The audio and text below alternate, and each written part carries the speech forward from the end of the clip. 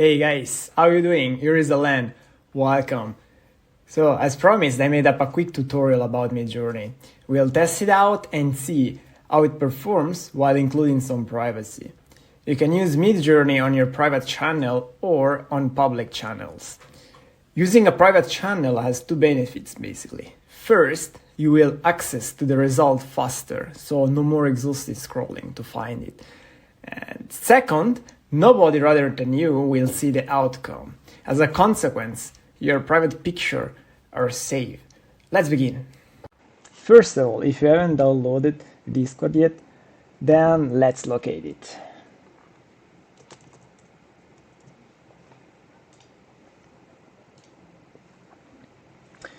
So as you can see here, there are like several options according to your operating system.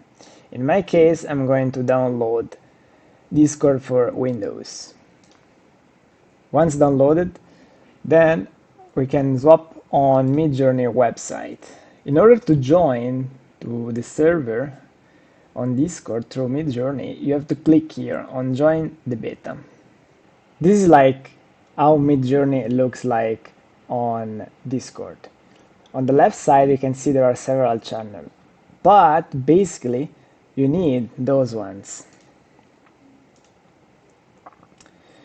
So before starting using it, I wanna introduce how to create your own private channel. To create it, you must create your own server. So first, add server, create my own, for me and my friends, create, and here it is, you have created your own server. Now, let's go back on Midjourney. Let's go on one of those channels and let's locate Midjourney bot. Click it, add to server, and then you add to your own server. Continue, authorized, and done. Now you have added your Midjourney bot and you're ready to start using it privately. So it means that you can upload your pictures there and no one will see them.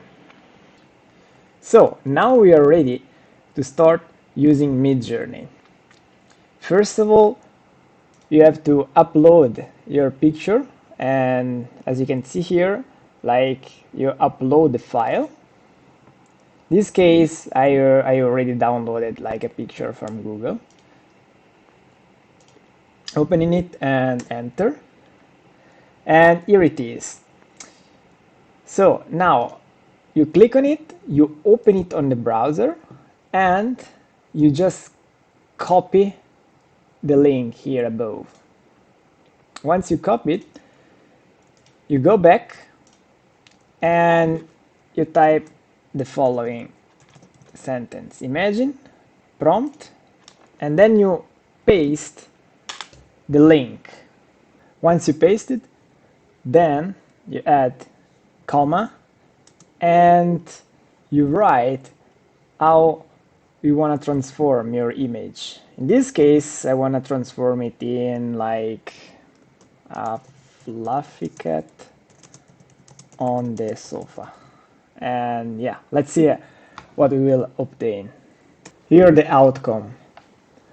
Now you can click it, open it, and save it. If you don't care about your privacy, then you can just work on the channels here, and the procedure is most likely the same. So here you can choose one of the channels you would like to work on. For example, you can choose the 6, and you can repeat the steps we have seen before. So the outcome is gonna be the same, but people can see whatever you created. I hope this tutorial helped you. I believe that the part regarding the privacy is important nowadays, and thus I decided to include it. Thank you for watching, and if you have any question or any other type of clarification, then leave a comment. See you on the next one.